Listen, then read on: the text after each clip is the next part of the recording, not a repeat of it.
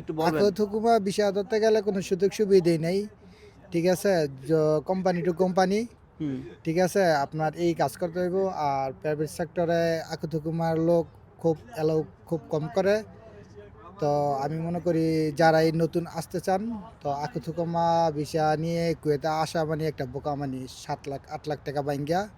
ঠিক আছে? তো এত টাকা খরচ কইরা কুয়েত চেয়ে বেশি আমার বুঝে আপনি ইউরোপের কোনো ছোটোখাটো দেশে যাইলে সবচেয়ে বেটার। কেননা ৭ লাখ ৮ লাখ ১০ লাখ টাকা খরচ করে যদি ইউরোপের কোনো দেশে যান তাহলে আপনার ভবিষ্যৎ ফিউচার অনেক সবচেয়ে ভালো হবে।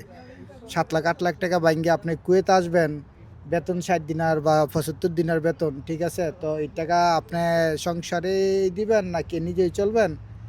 তো বহুত কারসাজির ভিতরে পড়ে যাবেন গা। তো আমার বুঝ যারা কুয়েতে নতুন আসবেন তারা ৭ লাখ ৮ লাখ টাকা না খরচ কইরা কুয়েতে আইসা ইউরোপের কোনো ছোটখাটো দেশে যাওয়াটাই সবচেয়ে বেটার আমার হিসাবে। তো এখন তো মনে করেন শর্টকাটে কিন্তু উঠে আকুদুকুমা ভিসা। আর অন্য ধরনের ভিসা কিন্তু শর্টকাটে উঠে না।